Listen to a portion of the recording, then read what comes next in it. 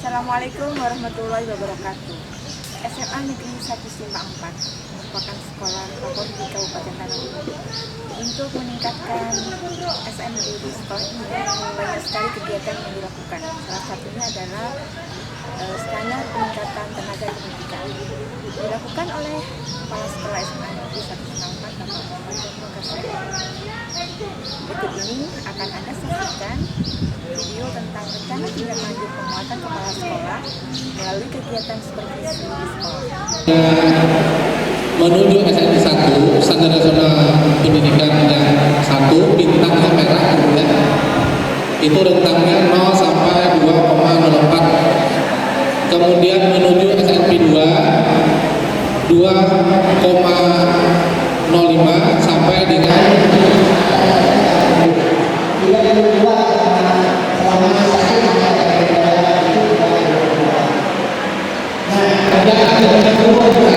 bisa.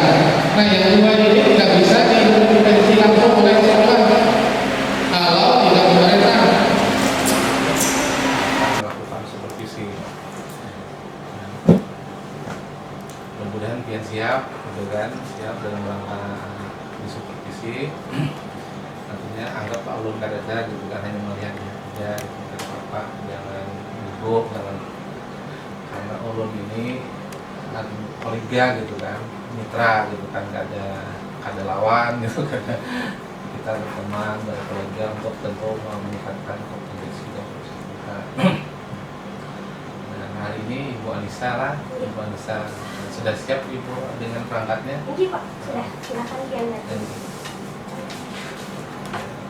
ini sudah disesuaikan kalau dengan apa namanya, KPP pembelajaran daring lah. Yang intinya pembelajarannya tiga komponen. Ada program pembelajaran, kemudian ada kegiatan pembelajaran, ada penilaian. Nah, mudah-mudahan nanti bisa melaksanakan dengan baik. Sudah siap ya? Saya lihat sudah bagusnya, nilai-nilai itu ada, KPP sudah ada. Nah,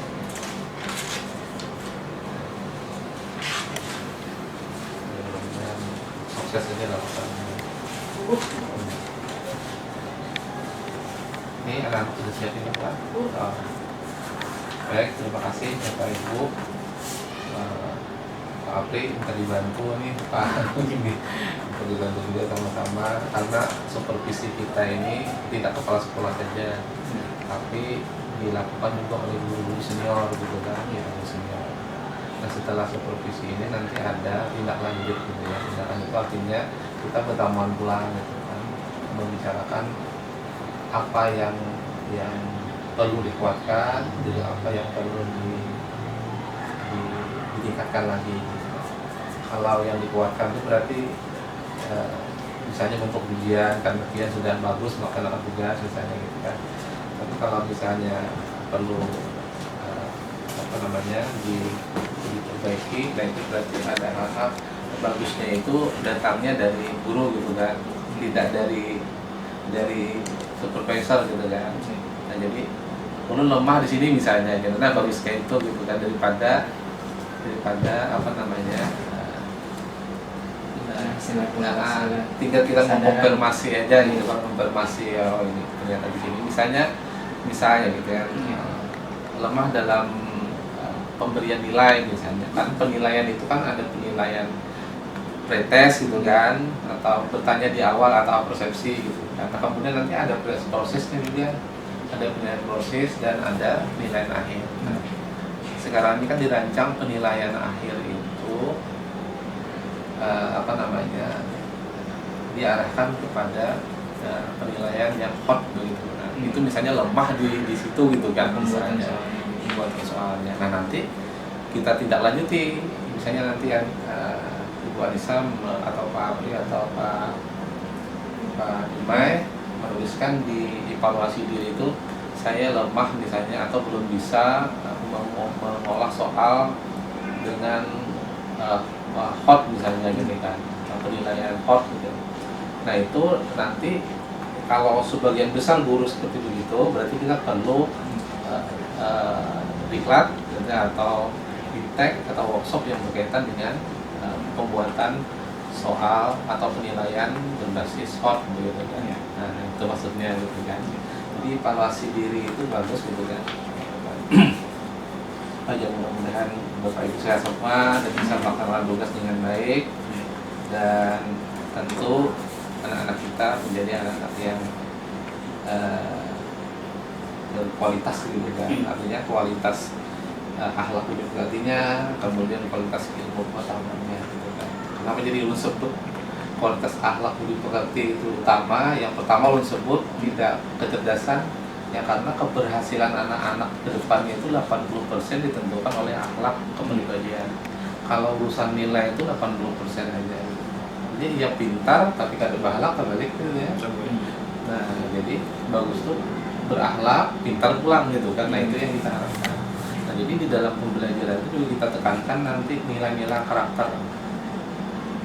Misalnya jujur, disiplin, ataupun kerja keras, menghargai prestasi dan sebagainya, itu kan nilai-nilai yang dikembangkan di dalam pembelajaran. Nah, mungkin itu aja Bapak Ibu, terima kasih sekali lagi atas partisipasi hadiran dia dan menjalankan tugas dengan baik, mudah-mudahan jadi amal kebaikan bagi dia semua. Terima kasih. Assalamualaikum warahmatullahi wabarakatuh. Waalaikumsalam warahmatullahi wabarakatuh.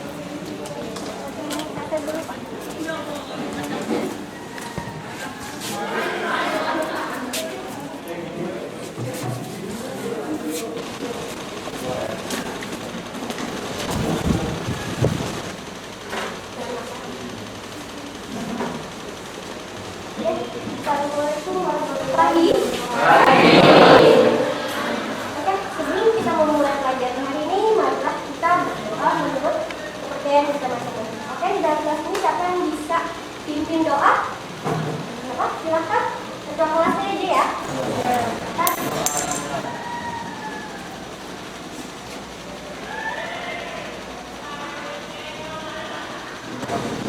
Oke, yang ibu panggil namanya, silahkan dengan hadir. Ada yang tidak? Tidak. Alvina, Putri. Bintang Alfi Pahit. Rika Nawala. Rizka. Hadir Bu. Hendriansa. Kasmila. Enrico. Muhammad Ridho. Nanda Maulana. Nazira Azwa. Nelly.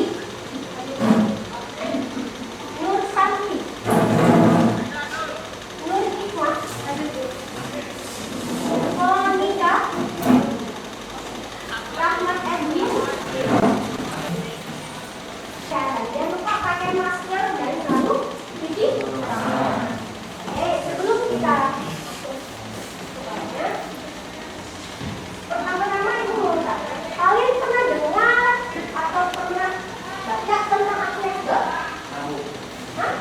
Pernah? Oke, apa itu ada? Basic dari pasar dan yang lain. Oke, tadi sudah benar ya, Akhlakdot. Sekarang kita lihat ke monitor. Kita akan bahas apa sih Akhlakdot itu?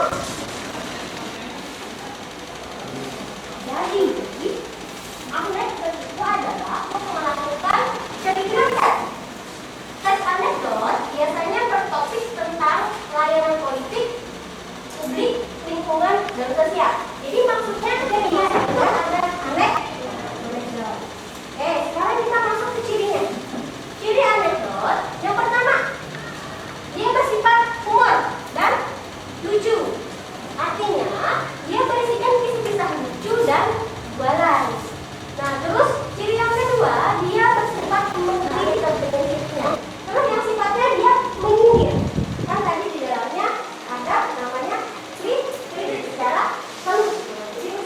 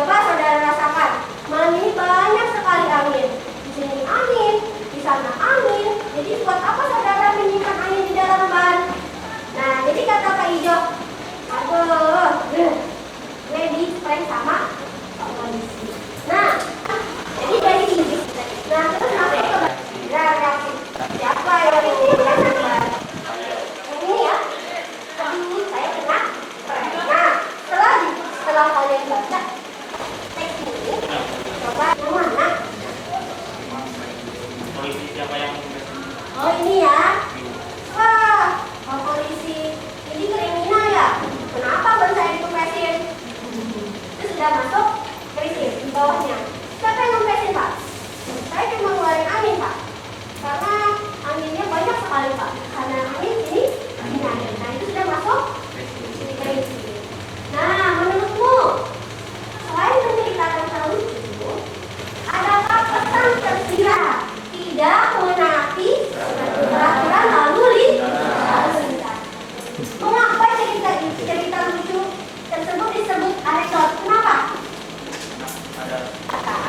Rambutmu selalu kucai, jamu tak pernah dicukur, disuruh datang malam minggu, nongolnya hari Rabu. Ditambah kondisi keuanganmu makin hari makin parek. Kalau mau nelpon aku aja mesti keluar wortel. Terus terong aja. Cintaku padamu sudah lama tomat. Jangan kangkung aku lagi. Aku mau hidup seledri. Capek deh. Dari sayur rati. Nah, itu contoh teks humor. Oke, sekarang apakah ide cerita diangkat dari kejadian nyata? Tidak ya? Tidak. Tidak, itu hanya menghibur saja. Jadi, kesimpulan dari teks anekdot yang tadi si Pak Ijo dengan si tukang sayur nih. Jadi dari segi aspek cerita ya, dari isi atau dari ceritanya, yang pertama kalau teks anekdot Pak Ijo itu ceritanya peristiwa nyata, nyatanya pasti kalian pernah mengalami. Atau kalian pernah ya disuruh belok di situ tulisannya tidak boleh belok, kalian belok. Terus yang kedua, yang humor itu hanya reka. Nah, terus isinya.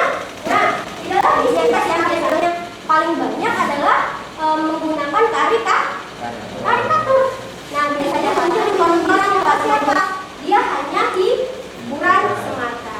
Nah, perbedaan yang ketiga, topik yang dibahas mengenai hal yang berhubungan dengan hanya mungkin kita berdua saja kah, atau saya saja kah, dia tidak berhubungan dengan orang banyak. Nah, itu adalah kesimpulan dari teks anekdot dengan oke, ada pertanyaan atau pertanyaan tentang teks anekdot?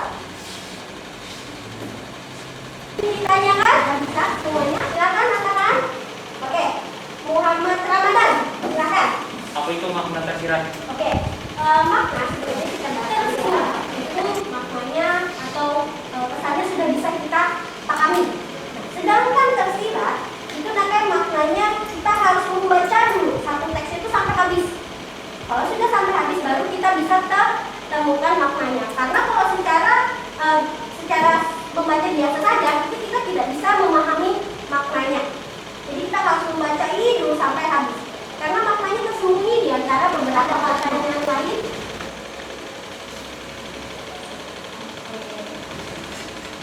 Ya, bisa. Apa perbedaan humor dan anekdot? Jadi intinya, kalau yang anekdot, dia teksnya itu lucu, hiburan, tapi mengandung sindiran atau pesan. Nah, sedangkan teks humor dia hanya mengandung guyonan atau cerita lucu saja, tidak mengandung makna tersirat, tidak ada pesannya. Yang ada pesan itu adalah jadi bisa dipahami, nah tidak ada yang ada ya. Ibu akhiri, wassalamualaikum warahmatullahi wabarakatuh. Waalaikumsalam warahmatullahi wabarakatuh. Ini Bapak sudah masuk belajar, melihat kalian belajar dari juga sudah bagus, dapat pertahankan kondisi yang ini. Kemudian dalam belajar perhatikan adab gitu ya. Adab itu penting dalam belajar. Hormati dulu, tidak bicara. Kalau saya perhatikan tadi sudah bagus, harusnya kamu beradab dengan guru ketika menuntut ilmu. Nah, itu kunci keberkahan ilmu gitu kan. Sekali lagi terima kasih Ibu Rita telah berikan pelajaran mendalam, mudah-mudahan bermanfaat. Terima kasih. Assalamualaikum warahmatullahi wabarakatuh.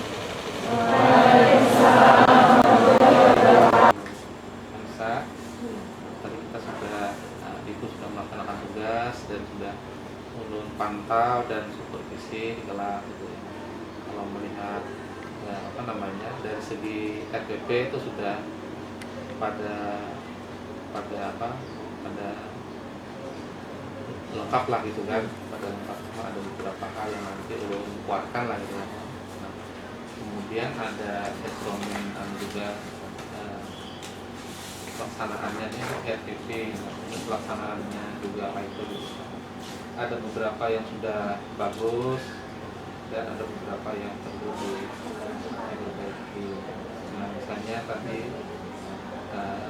dalam menggunakan ibu kan menyampaikan tujuan tadi kan, tujuan pembelajaran atau nah, tujuan pembelajaran itu dalam nanti pemanfaatan media kan ada berkaitan dengan materi ya lah.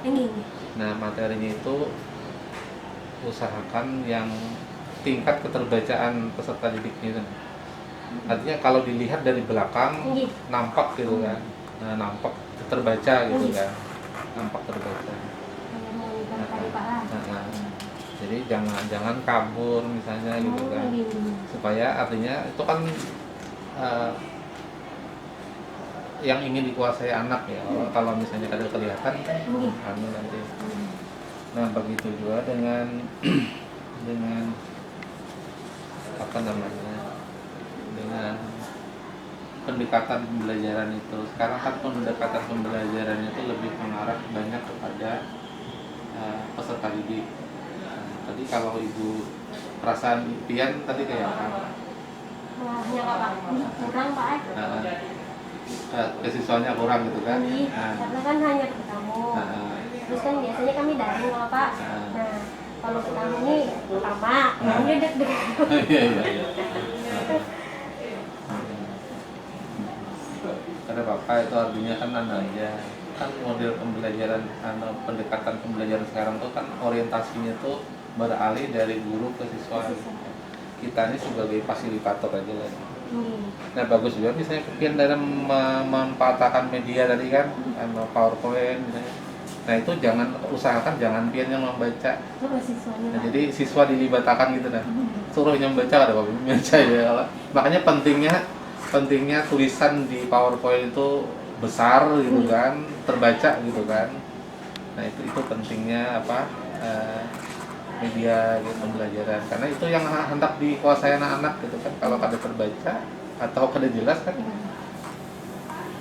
agak kurang ini menangkapnya gitu kan, bingung seorangnya gitu. Nah, bisa juga kayaknya misalnya Pian tugasi anak-anak membuat menyajikan, mempresentasikan berkaitan dengan media tadi. Artinya Pian memanfaatkan anak-anak dalam proses pembelajaran untuk menggunakan medianya. Jadi kan kalau dia presentasi berarti dia memanfaatkan media pembelajaran untuk pembelajaran. Nah, itu bisa juga kayak itu. Jadi melibatkan siswa itu bisa yang Pian buat itu suruhnya membaca, atau Pian suruh tugas misalnya membuat PowerPoint tentang materi tadi, kemudian dia presentasi. Nah, itu kan lebih banyak kekanakan kita yang aktif ya. Kita hanya mempresentasi aja ya. Nah, jadi itu aja Ibu Wanu. Dan ulun berharap artinya di supervisi ketika Pian mengajar itu tetap membawa SPP gitu ya. Karena penekanan ulun itu sebenarnya adalah penguasaan anak kepada materi gitu kan. Di dalam RPP itu kan ada tujuan, nah kemudian ada materi, ada penilaian ya. Nah, kalau kita misalnya ada membawa RPP di dalam kelas, apalagi ada menyampaikan tujuan, bingung tuh kayaknya penilaiannya itu yang mana yang dinilai gitu. Nah, jadi kan bagusnya itu ada tujuan, kemudian materi kita sampaikan, penilaiannya sesuai dengan tujuan gitu ya. Nah, sehingga anak tuh pasti dapatnya, pasti dapat. Cuma apabila kita misalnya kadang membawa RPP, kadang menyampaikan tujuan juga, materinya kemana-mana misalnya begitu kan. Nah, lalu penilaiannya juga misalnya tidak terarah gitu kan. Nah, lalu anak-anak ada bisa menjawab itu bisa katakan kada tuntas itu. Nah, itu. Jadi ulun berharap tetap Pian nanti dalam belajar mengajar itu menggunakan RPP, bawa terus RPP yang dalam dibuat gitu kan. Bagus kalau misalnya hari ini Pian mengajar, besok sudah sampaikan RPP ini besok ulun ngajar misalnya gitu kan. Dengan gini kan tetap ulun ngecek gitu kan apa yang ulun lakukan bagus gitu kan. Nah, itu yang poin itu kayak orang kan itu pakai OP ya. Itu biasa kan rencananya meeting loh, Pak. Iya, iya. Jadi kan itu di HP, biasanya kadang-kadang di HP. Jadi bisa aja tuh melihat dengan jelas loh Pak, tapi karena tadi tuh kita itu Pak Umi tadi di belakang melihat Pak, Anggi melihat tapi ulun kadang ngecek. Itu dia salahnya tadi. Lawan tadi yang tujuan tadi ulun pengen gugupnya Pak ya, terpindah ke tengah ke inti pas pembelajaran hanya ulun sebutkan. Lagi kan diingat. Itu ya kenapa itu kan anak aja perbaiki sama-sama ya. Penjelasan Bapak sangat menarik untuk rencana pengembangan sekolah. Sekarang saya mau tanya tentang pelaksanaannya dari rencana tersebut, Pak. Apakah sudah berjalan dengan lancar atau ada kendala yang Bapak temui? Nah, itu yang jadi permasalahan. Bapak Ibu guru ini sudah membuat perencanaan pelaksanaan pembelajaran dengan baik. Estimasi sudah, kemudian membuat nilai-nilai karakter begitu. Nah, tapi dalam pelaksanaannya justru RPP ini tidak dijadikan pedoman dalam pelaksanaan pembelajaran. Nah, sehingga sangat mempengaruhi prestasi anak-anak itu. Nah, mudah-mudahan dengan dilaksanakannya supervisi yang terus-menerus begitu kan, kemudian oleh kepala sekolah maupun guru senior, nah diharapkan prestasi anak-anak meningkat karena guru pasti ketika disupport pasti menggunakan RPP. Kita berharap di supervisi atau tidak disupervisi guru tetap membawa atau menggunakan RPP dalam pelaksanaan pembelajaran karena itu kunci keberhasilan peserta didik dalam belajar atau prestasinya pasti akan meningkat karena jelas tujuan pembelajaran kemudian materi pembelajaran dengan penilaian itu kan menyatu gitu ya, menyatu atau ada kaitan satu sama lain. Nah, kalau itu menjadi kebiasaan kebudayaan maka prestasi anak-anak itu akan pasti terlihat gitu ya. Sesuai dengan visi misi sekolah di sana kan unggul intek berkarakter budaya bangsa yang kuat, berwawasan lingkungan gitu. Nah, di sana di misi ada menyelenggarakan pembelajaran yang efektif dan efisien didukung oleh tenaga pendidik dan pendidikan yang profesional dan handal. Itu pasti akan melahirkan peserta didik yang berkualitas ya, unggul gitu kan. Nah, di samping itu pelaksanaan pembelajaran yang dirancang oleh guru yang bernilai karakter, kemudian yang menyenangkan, anak-anak itu kan belajarnya juga senang dengan pelajarannya, senang dengan bapak gurunya begitu kan. Nah, sehingga perasaan happy atau gembira, tidak ada tekanan gitu kan, saling menerima memberi dalam kelas itu oleh sesama peserta didik gitu kan, oleh gurunya yang selalu menyayangi. Nah, diharapkan perasaan nyaman, tenang dalam belajar itu akan menyebabkan prestasi anak-anak meningkat. Atau dengan kata lain, student well-being-nya itu akan terlihat nanti dari hasil prestasinya. Jadi kalau anak itu sudah nyaman, tenang, belajarnya nyaman, suasana belajar yang kondusif, itu dapat dipastikan prestasi anak-anak meningkat, baik akademik maupun non-akademik. Terbukti anak-anak SMA ini kan beberapa tahun ini terus mendapat prestasi, terutama di tingkat kabupaten, kadang-kadang juara 1 sampai 3 ujian nasional itu mendapat beasiswa dari provinsi gitu. Ada yang ke Fakultas Kedokteran, ULM, kemudian ada yang ke OGM, ada yang ke UI begitu kan. Nah, itulah prestasi, termasuk prestasi non akademik yang seperti Olimpiade Sains Matematika yang 3 tahun berturut-turut begitu kan. Nah, termasuk juga bidang olahraga. Itu yang harapan saya ke depan gitu kan, pengembangan sekolah itu lebih lagi ditingkatkan kepada mengatasi masalah-masalah pembelajaran, apakah itu terkait dengan standar isi, terkait dengan standar kompetisi lulusan, masalah pembelajaran terkait dengan GTK-nya gitu kan, uh, uh, masalah belajar terkait dengan sarana prasarananya, dengan masalah pembiayaan, masalah pengelolaan dan sebagainya, itu dikemas jadi satu gitu kan, di satu. Nah, dengan masalah-masalah yang muncul itu diharapkan bisa diatasi, dan kalau bisa teratasi, anak-anak tadi belajar dengan tekun, dengan belajar dengan baik, tenang, senang, dia bahagia gitu kan. Nah, itu akan menyebabkan dia berprestasi. Wah, saya rasa untuk solusi-solusi yang ditawarkan Bapak dalam mengatasi masalah dan itu dijadikan dalam pengembangan sekolah, Iya. itu sangat menarik. Iya. Jadi saya harap harapan Bapak, harapan kita semua bisa tercapai. Amin. Dan semua bisa sukses, Amin. peserta didik sukses, guru sukses, sekolah dan kepala sekolahnya juga sukses. Oke. Terima kasih Bapak atas Oke. bincang-bincangnya hari ini. Saya akhiri dengan Assalamualaikum warahmatullahi wabarakatuh. Waalaikumsalam warahmatullahi wabarakatuh. Terima kasih.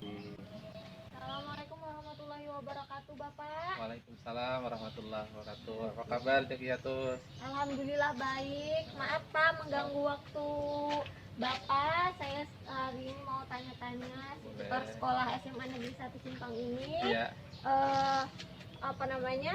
Yang pertama ingin saya tanyakan, kira-kira sekolah ini sejarahnya seperti apa sih Pak? SMA 1 Simpang 4 itu berdiri tanggal 23 Agustus 1993. Nah, jadi sampai tahun ini sudah berusia sekitar 17 tahun. Nah, kemudian sekolah ini banyak memiliki prestasi baik akademik maupun akademik. Nah, tentu ada visi dan misi sekolah. Nah, salah satu visi dan misi sekolah itu pertama, kalau visinya ada unggul, integritas, berbudaya, karakter bangsa yang kuat, dan kemudian berwawasan lingkungan hidup.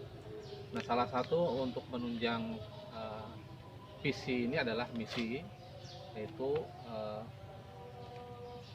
terciptanya proses pembelajaran yang efektif dan efisien yang didukung oleh tenaga guru atau pendidik dan GTK yang profesional dan handal.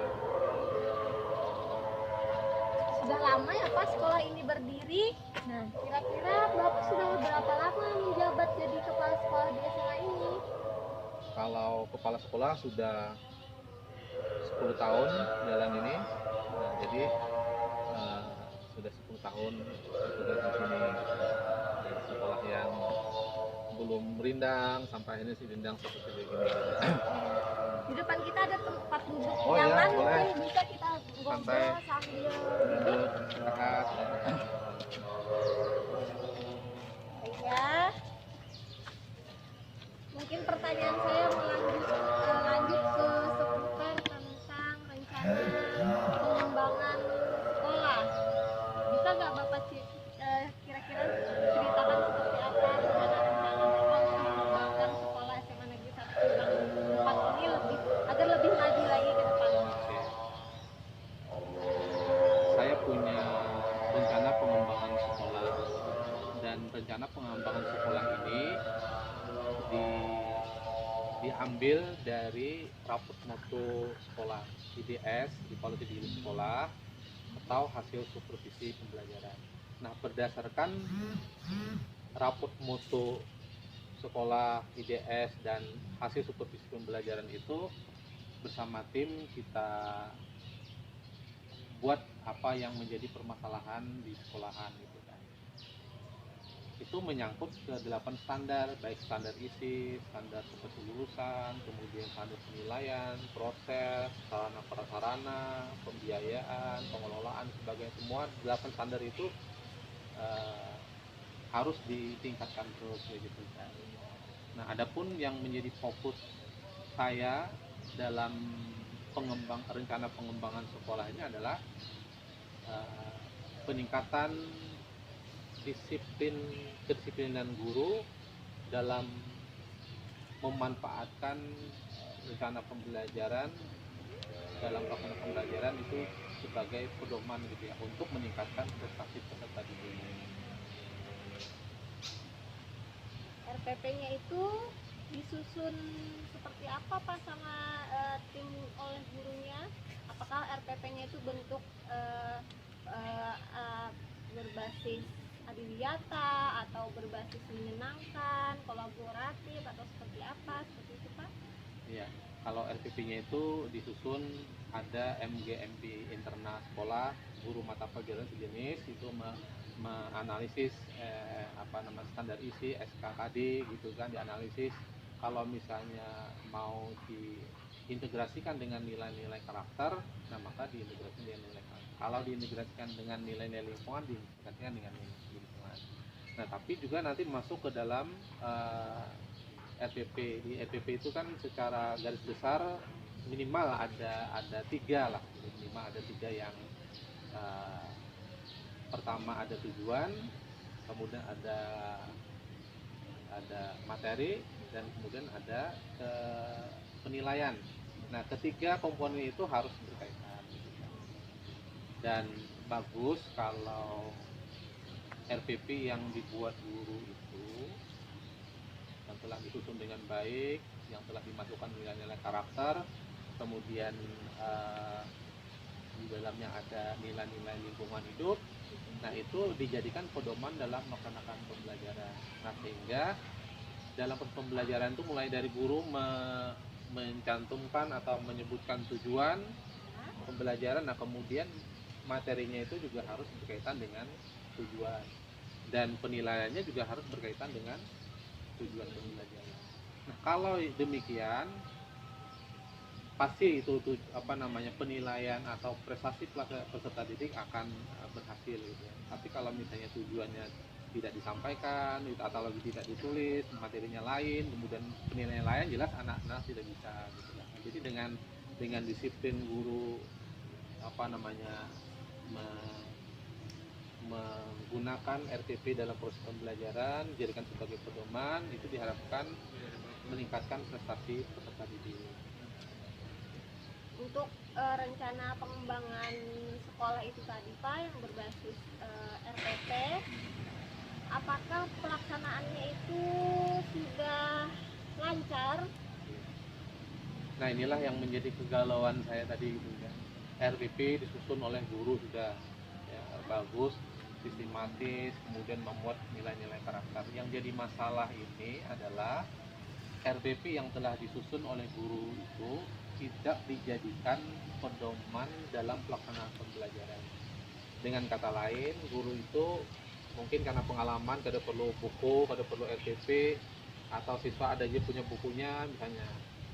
Nah, lalu mengajar itu tidak membawa perangkat pembelajaran begitu kan. Nah, seharusnya yang ideal itu apa yang direncanakan itu sesuai dengan pelaksanaannya, atau pelaksanaan sesuai apa yang direncanakan, sehingga hasilnya juga berpengaruh kepada peningkatan prestasi peserta didik. Lalu untuk mengatasi problema seperti itu Pak, bagaimana tindakan Bapak? Nah, untuk mengatasi itu maka saya membuat sebuah rancangan pengembangan sekolah dari aspek pembelajaran, karena masalahnya itu masalah pembelajaran begitu kan. Artinya kalau 8 standar itu pasti ada keterkaitan. Kalau muncul permasalahan pembelajaran itu bisa dikaitkan dengan 8 standar. Nah, karena itu berkaitan dengan pembelajaran, maka yang pertama itu adalah gurunya dulu. Kedisiplinan guru dalam menggunakan atau memanfaatkan SPP itu sebagai pedoman dalam sekolah. Nah, kalau sudah itu menjadi kebiasaan guru, nah maka itu dapat dipastikan prestasi anak-anak akan meningkat.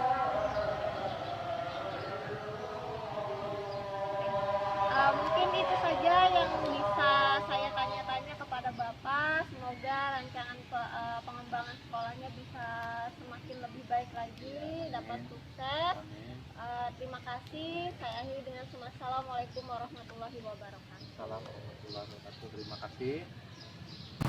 Assalamualaikum warahmatullahi wabarakatuh. Perkenalkan, nama saya Muhammad Haris, guru SMA Negeri 1 Simpang 4, mengajar pendidikan agama Islam. Pada hari ini kami akan menyampaikan terkait dengan dedikasi dan kinerja kepala sekolah pada SMA Negeri 1 Simpang 4 selama ini, bahwa beliau sangat mendedikasikan diri beliau untuk perkembangan dan kemajuan di SMA Negeri 1 Simpang 4. Dalam hal ini yaitu beberapa standar yang bisa kita lihat bersama. Pertama yaitu terkait dengan standar sarana prasarana. Beliau sangat antusias untuk mengembangkan sekolah ini, baik infrastruktur maupun sarana penunjang pendidikan di SMA Negeri 1 Simpang 4 ini. Yang kedua berkaitan dengan standar penilaian. Dalam hal ini penilaian kinerja guru maupun peserta didik dalam upaya meningkatkan kualitas keluaran dari SMA Negeri 1 Simpang 4 ini sangat beliau utamakan sekali. Dalam hal ini beliau menilai melalui supervisi guru dengan mengangkat sinkronisasi tujuan pembelajaran dalam mencapai prestasi akademik siswa maupun prestasi kinerja guru dalam upaya meningkatkan kualitas dari SMA Negeri 1 Simpang 4. Yang ketiga terkait pula dengan standar keuangan, bahwa keuangan yang bersumber dari berbagai sumber yang ada di sekolah ini sangat dimaksimalkan untuk pengembangan di SMA Negeri 1 Simpang 4 ini. Misalnya upaya beliau selain dari dana BOS dari pusat, juga bekerja sama dengan komite sekolah dalam upaya mengembangkan SMA Negeri 1 Simpang 4 ini. Selain itu, dari pihak-pihak ketiga yang menjadi mitra sekolah yang juga ikut serta dalam pengembangan sekolah ini sangat sinergitas antara pihak ketiga dengan pihak sekolah. Yang keempat berkaitan pula dengan sistematis dalam pengelolaan atau manajerial kepemimpinan beliau selama di SMA Negeri 1 Simpang 4 ini sangat menunjukkan keteladanan bagi guru maupun siswa untuk sebagai teladan dalam mengembangkan akhlak bagi peserta didik maupun karakter bagi lingkungan warga SMA Negeri 1 Simpang 4. Yang keenam, bahwa perkembangan SMA semenjak beliau menjadi kepala sekolah di SMA Negeri 1 Simpang 4 ini sangat berarti bagi sekolah ini. Mulai dari tahun 2011 beliau menjadi kepala sekolah di sini sampai dengan sekarang, sangat banyak perubahan yang kami alami, yang kami dapati, baik secara umum maupun secara detail dari sub bidang-bidang atau standar-standar dari 8 standar yang ada di bidang pendidikan ini. Alhamdulillah terpenuhi sesuai dengan biaya atau sesuai dengan kinerja yang beliau miliki.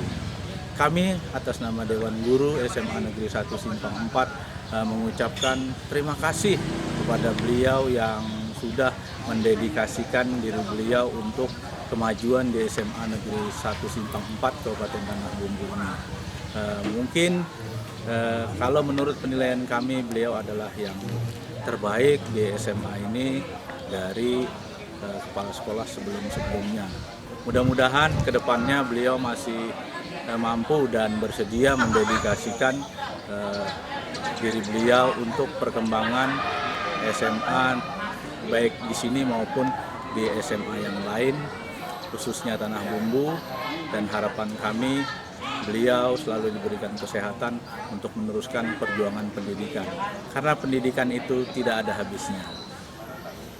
Terima kasih, ini yang bisa saya sampaikan. Lebih kurangnya, mohon maaf. Assalamualaikum. Assalamualaikum warahmatullahi wabarakatuh. Nama saya Anis Tiorini.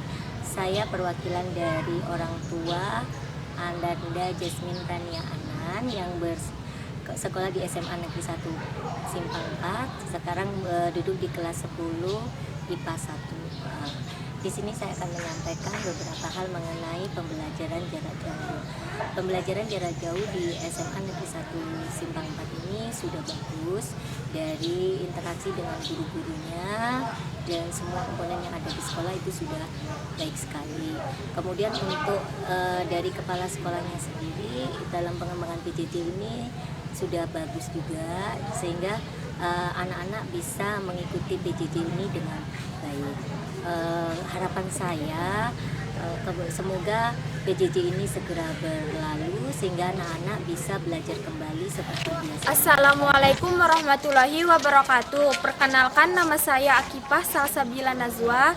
Saya berasal dari kelas 10 IPS 5 dan saya belajar di SMAN 1 Simpang 4 dan saya sangat suka sekolah di sini karena sekolahan di sini banyak mendapatkan prestasi dari lomba-lomba daerah sampai tingkat pusat.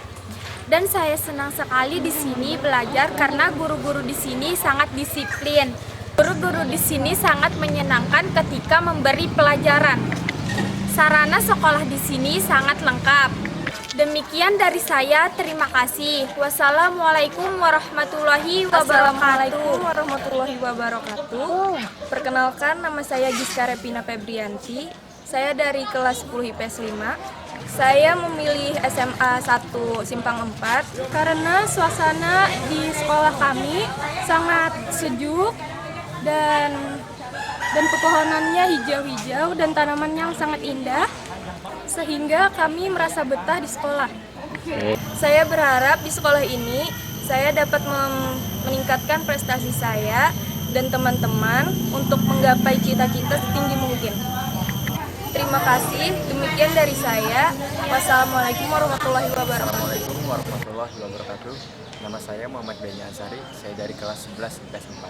Saya dari perwakilan anggota OSIS SMA Negeri 1 Simpang 4. Jadi kami di organisasi diajarkan cara menjadi pemimpin yang baik, cara berwirausaha.